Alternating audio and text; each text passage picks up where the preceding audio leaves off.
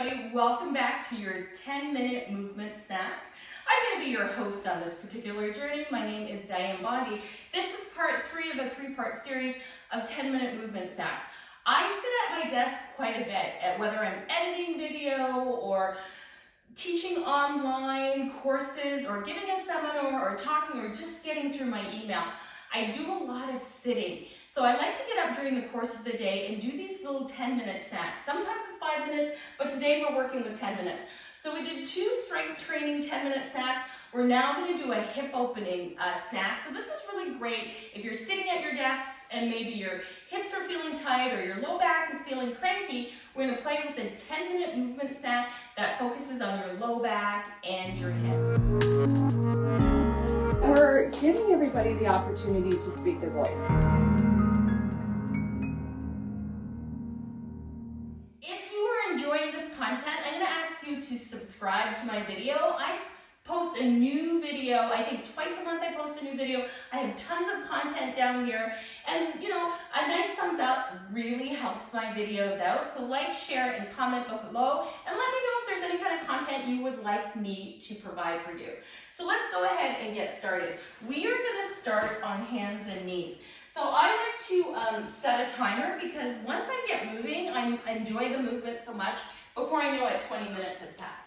So I'm going to ask Alexa to help us out. Oh, Alexa, can you set a timer for 10 minutes? Maybe she's not in the mood. Alexa, can you set a timer for 10 minutes?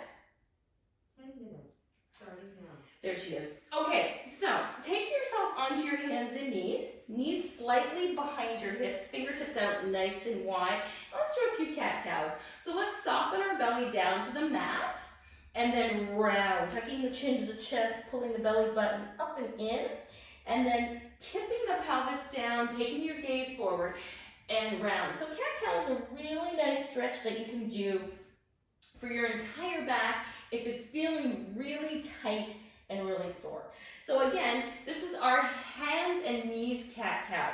If you prefer to do something that has less weight on the hands and knees, you can certainly do this from seated. So your seated cat-cow is hands on the knees, sitting down, and you curl the shoulders back and round. Curl the shoulders back and round. And finally, my favorite way to do cat-cow is actually on my back, and this has more of a Pilates feel to it. So what we're going to do is we're going to tip our low back into the mat, round our back, reach our fingertips up to the sky, and then plug the arm bones in and tip the pelvis toward the floor. So those are 3 different ways that you can do cat-cow. And I'm going to invite you to take the next few seconds and explore which way you want to do.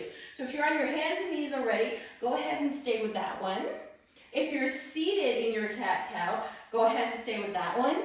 If you want to explore cat-cow on your back, you can join me here. So let's do 4 more wherever we are. 3, 2, and 1. Good job. Now, if you happen to be on your back, draw your knees into your chest. And if you're on hands and knees, make your way to seated. And if you're already seated, we are going to meet you there. So find a comfortable seat on your mat. This is going to be a hip opening practice. And let's bring the soles of our feet together in what we call Cobbler's pose, bound angle pose, or Baddha Konasana. So we're going to bring our elbows to the inside of our knees, bring the soles of our feet together, walk our heels a little bit further away from our sit bones, and then gently, I'm just very gently pressing a little bit of weight into the knees, and then pushing my knees up into my elbows and lengthening ever so slightly forward, just till I feel that first sensation in my hips or my low back. So I like to use this as my low back stretch. I find it's a really nice stretch for me. You may be feeling this more in the hips or in different parts of your body, but let's remember, everybody's different, every body is different, everybody's needs are different, so it's going to feel different for all of us. There's no one way to be in your body, and there's no one way to feel this pose. So just give yourself grace and understanding, and just breathe through it. Inhaling deeply, exhaling completely. Good. Taking a few more breaths here, just noticing sensation. Noticing your breath. Inhaling deeply, exhaling completely. And then inhaling and lifting the head and the heart. We are going to make our way to standing, and I am going to turn off my speaker. You're going to make your way to standing at the top of your mat. Once you find your way to standing, go ahead and lift and spread your toes, root down through your feet. Pull your belly button in nice and firm, and turn your palms forward into Tadasana. I pull my belly in to support my really curvy low back.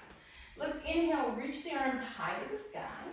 Exhale, bend the knees generously and fold forward. So my knees are bent, I'm sticking my bottom out and I'm folding forward, which allows me to get my hands to the floor. Now if you want to add a little bit more texture, take your hands to your low belly, fold that belly skin back towards your hip points, and see if you get a little bit deeper into stretching out the back of the legs and getting your fingertips closer to the floor. Take an inhale, look forward. Take an exhale and fold, and let's take a giant step back with that right foot, tap that right knee down. So bringing both hands to the inside of the left foot. Let's walk the left foot out to the edge of the mat, come to the outer edge of that left foot, slide that right knee back a little bit, and come into a pretty deep hip stretch here.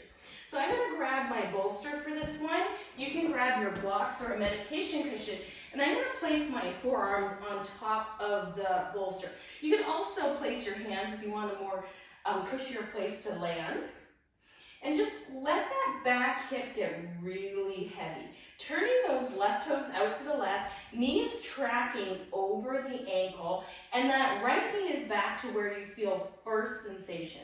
So if you're feeling a lot of sensation, go ahead and bring that back knee a little closer to the top of your mat. But we're only going to be here for about 3 more breaths.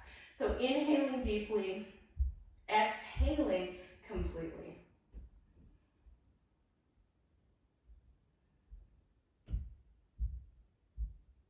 Good. And then rock back, and now let's come back into our tabletop position from here. Okay? And now let's go ahead and slide that right leg up to the top edge of our mat. Keeping that knee in line with the ankle. I'm going to keep the bolster close by because I like to kneel on that bolster. Bring that left knee back. Bring your hands to the mat or come onto your forearms. You can turn your right toes out to the right as we start to move into the hips here. Breathe. Inhale and exhale.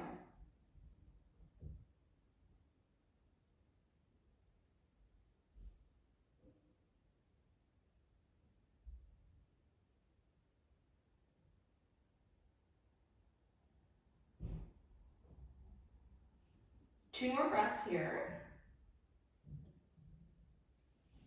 And then pressing down into the hands, rocking the hips back toward the knees and sliding that right leg back towards the left.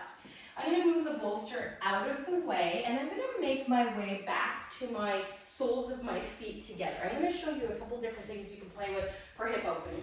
So if you feel comfortable with your hip opening here, I'm going to ask you to take your bottom a little further back, make it more of a diamond shape, and fold forward into that hip opener. So this is one option to take into your hip opener, and you can hold it here for about 10 to 15 breaths.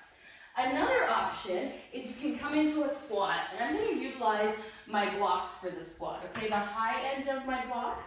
So coming up to standing pose, taking your feet out as wide as your mat, turning your toes out to the right and the left, and squatting down. So what I like to do is bring the blocks in front of me, come up onto my tippy toes, and then squat my bottom down. You'll notice I kind of rock side to side to get right into my hips. Now, if it's a little bit too much, I will bring my blocks underneath my sit bones just for a little bit of support. So you can either have it on the highest setting, the medium setting, and the lowest setting, and then I bring my elbows in toward my knees. So the alternative there is what we did on the other side, which is soles of the feet together with your knees wide. So we're just changing the orientation of the pose. This is a more more weighted pose and we have more gravity pulling us down and opening our hips up a little bit. You can also press the knees to the inside or press the elbows to the inside of the knees and open up a little bit here. Again, you can sit on the blocks that help you for this opening, or sit right on your bottom if this is just way too much intensity in your hips. But this is a pretty big hip opener. You also can take your back against the wall as well if that feels a little bit better. But I'm using my elbows to press my knees apart, and I'm actually sitting on my blocks in this situation. If you're okay to hover, then you can take the blocks out, and it doesn't matter what setting the block is on. So we're just working at opening up our hips here and easing maybe some of our back pain by opening up our hips. Taking a few breaths here. Good, one more breath. Releasing the fingertips down to the floor and making your way up to standing. So if you're in Baddha Konasana, soles of the feet together, I'm going to ask you to make your way to standing. So we're going to come up to a standing pose at the top of your mat. Take your time getting there. Push down through your feet and lift all the way up. All right, next pose we're going to do is a forward fold. So take your feet out as wide as your mat. Take your hands to your low belly, and I want you to pull that belly skin back toward the hip points. Stick your bottom out and fold as far forward as you can. Once you feel secure with the belly skin against perhaps your thighs, I'm going to ask you to place your hands on the blocks or on the floor. Alexa, stop timer. Now bend your knees and take your sit bones, this part of your gluteal fold, up to the sky. You can even place your hands behind your calves or fingertips to the floor. Let the crown of the head come down. So you may feel some sensation in your low back. You may feel some sensation in your back of your legs, your hamstrings. I forgot what I was talking about there for a minute. And let the crown of your head come down and just notice what's going on here. Inhale, lengthen forward a little bit, tip your sitting bones back a little bit, and then bend at the knees and fold again.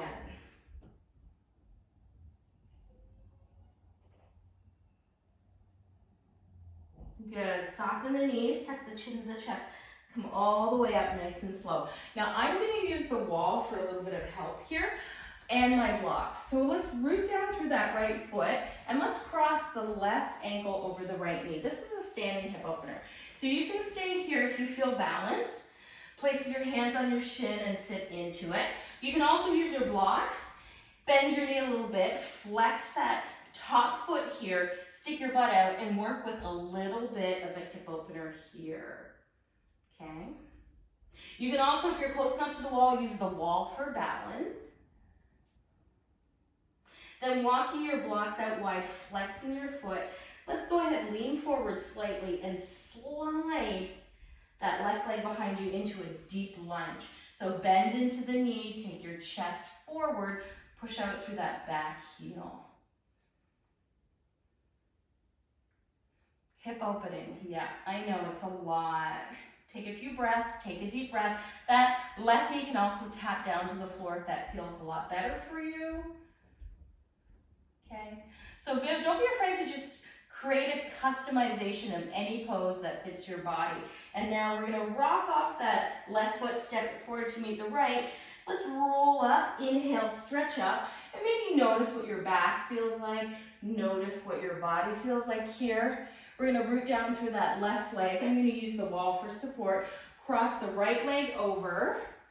And then you can either stay upright, flexing your feet, bringing your palms together, but I'm choosing to go a little bit more intense today because I just need a little bit more oomph in my hip opening. So I'm gonna come and fold forward, placing my hands either to blocks or the floor. The floor is really far for me, so I'm really grateful for my blocks here. And then I'm gonna stick my butt out a little bit. Ooh, press my knee down toward the floor a little bit and open up that way. Breathe.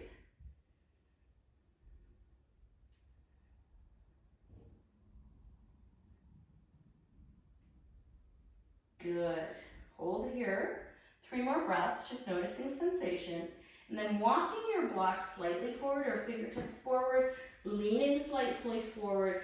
Let's uncross the leg and step back into a deep lunge. And again, the back knee, if you want, can come down for your lunge, or it certainly can stay up. But it's important to find where this works for you. And breathe. Whew.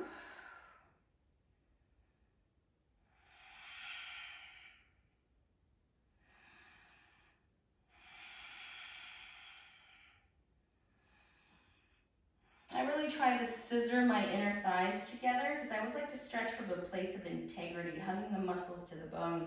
And now I'll take a little rock with that back leg and take a couple of steps forward into a forward fold. Crown of the head comes toward the floor. And now on the inhale, let's reach all the way up. Oh, and on the exhale, bringing your hands through heart center. And that is our hip opening snack for today. I want to thank you for joining me for this video. I hope you liked it. Give me a thumbs up if you did. Let me know in the comments down below what kind of content you'd like to see from me, how this felt in your body, what kind of intentional movement that you like to do. Thanks so much for joining me, and I'll see you in the next video. See you next time.